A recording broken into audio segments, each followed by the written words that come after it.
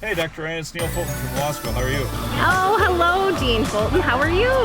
I'm cold. I'm going to get a cup of coffee. I wondered if you'd like to come along with me. Oh, I would love to go get a cup of coffee with you. Let's do it. All right, can I come pick you up in front of the mug? Yes, I would love that. All right, I'll see you in a few minutes.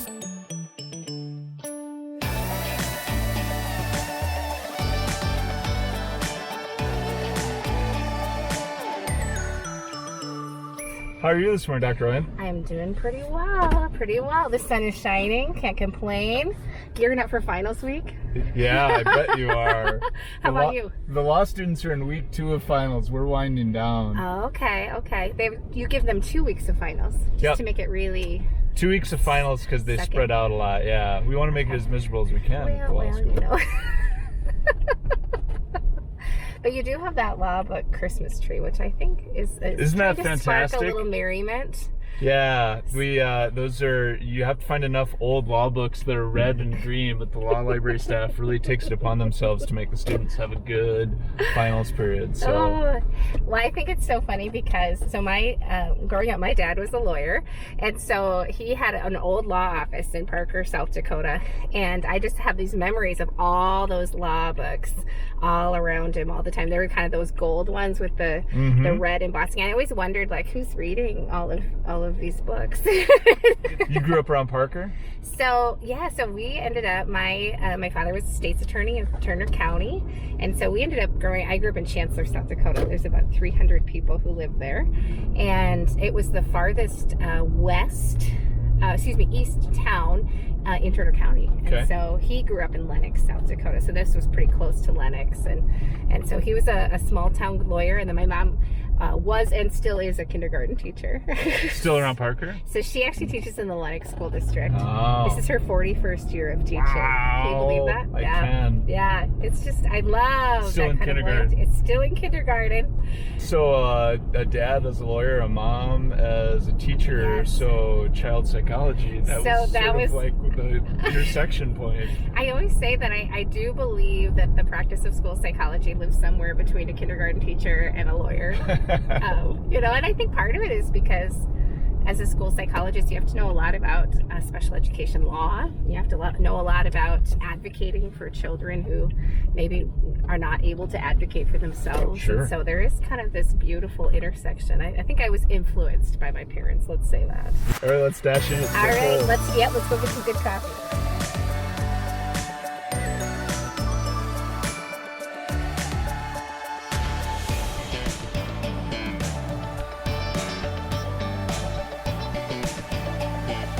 Thanks for coming out. Yeah, no problem. I love coming to the coffee shop. There's something about the hum of a coffee shop that really allows for good conversation. Do you work in a coffee shop ever? Well, so this is a funny story. Yeah, when I was in my undergraduate work, I actually was a barista for our little Augustana coffee shop. I was terrible. Like, I just kept pouring things into drinks, but we had a great time. I think part of it was just learning something new and thinking about that. But how about you? Have you ever worked in a coffee shop or done anything like that? I've never worked behind the counter. I come down on weekends a lot of time after I go to the gym and work and write, but I've never worked in a coffee shop. I'd be terrible at it too. The only coffee I can make is black coffee. So everybody would just get black coffee. Everyone would get black coffee and like it. You can have, sizes, but other than that. There would be that. Oh, that's really funny.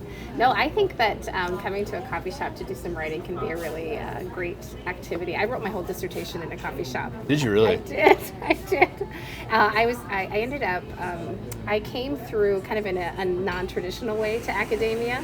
So I was actually a practicing school psychologist it was about 7 years in, and got kind of an itch for doing something more. I had my EDS in school psychology and loved the profession, wanted to kind of be able to be a researcher in the profession, and so ended up going back. I worked full-time while I got my PhD. I would not recommend that. No, that's a terrible idea. Even I know that's a terrible idea. That was kind of a terrible idea.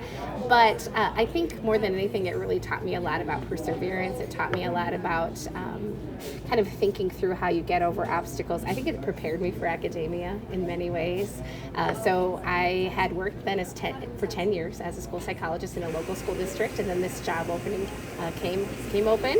And I applied, put my hat in the ring, and here we are. This is my third year in academia, and I still kind of wonder, how did I get here?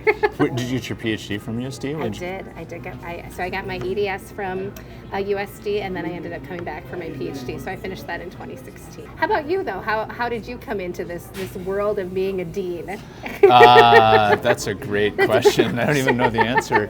I'd been in private practice in Pierre for 10 years, then worked for the governor for 2.5, and then was federal public defender for 9. And then when Dean Gui announced he was stepping down, a couple friends simultaneously with me telling my wife, this is something I'd like to think about, had said, would you ever think about doing this? And I love South Dakota so much. I'm a South Dakota kid like you, and I love the law so much. And the law school is this point where all these lawyer leaders from South Dakota come from. So it was this kind of cool but crazy idea to throw my hat in the ring and go jump into that.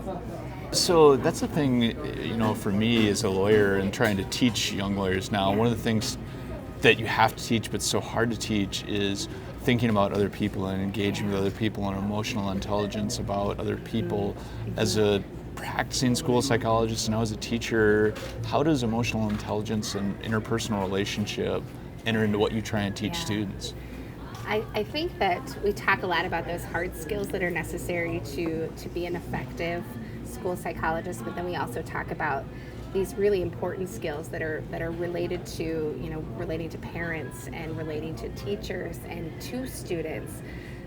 Oftentimes I tell my students that you might be the first person to tell a parent that their child has autism. Or you might be the first person that is accurately, describing to them what's been going on for their child. And in a lot of ways, you could be providing relief. You could be providing some hope, right, for some things to come that could be better. So I think that a lot of the things that we do, we kind of try to combine both book knowledge and I say oftentimes you can be a content level expert, a subject matter expert, and no one will care what you are saying. Because you just can't bring it to where they are. Right, I can't understand. I don't understand what you're trying to say to me and how that's relevant to my life. And so we spend a lot of time putting in experiences that allow students to, I always say it's kind of like crawling and then you're walking and then you're running. So we try to do some practical experiences. Students go out, the first semester that they're with us, they're going out into a school, spending time with kids. Very first semester. We say, go tutor some kids, go and interact with lunch and spend some time. And then their second year, they actually have a full year-long practicum where they get to go in the school 10 hours a week. And students love it because you get to be with a school psychologist and see what it's about. And I think it also keeps you going on those book studies that might not always be the most It's not always fun to sit in the library for the fifth hour. That can be challenging, and when you're trying to get through some of those statistics courses and research methods, sometimes you need to be reminded of the relevance, and I hope that helps to build some of those soft skills. I think the other way that we do that is by really giving honest feedback to students about how to build that skill. I think emotional intelligence, it really is something that you can get better at. I think trying to understand someone else's perspective is something that we always could grow in. And so my hope is that we're creating school psychologists that are not only experts in content, but also can help parents and teachers find hope for kids.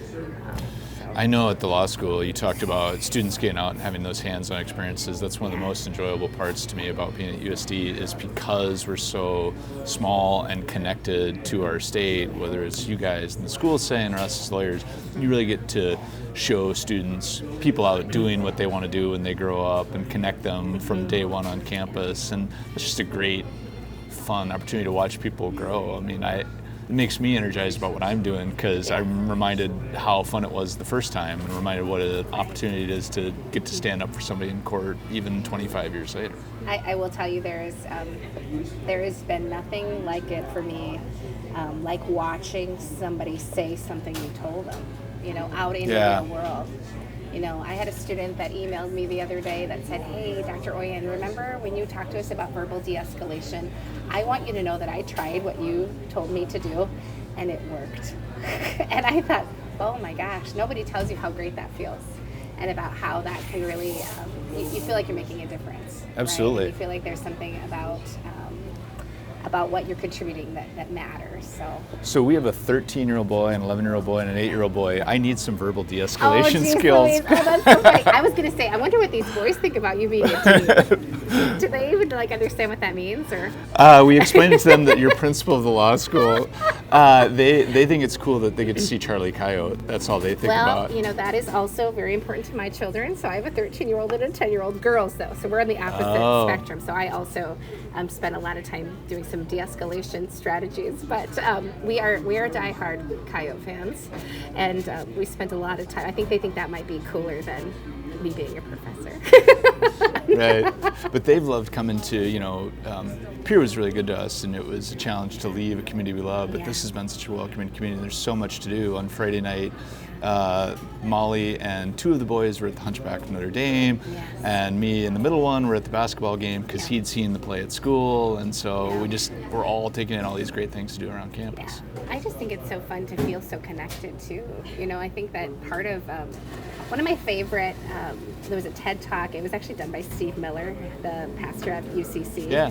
And he talked about how part of what we've been missing in our society is community. Totally. And this idea that we belong, and somebody misses you if you're not there, and we're looking for connection. And I will say that I believe that this small little town of Vermilion has been so welcoming to me and my family, and we feel that. We feel like people are high-fiving us on the way into Right. a game, or we're really excited about the things that are happening.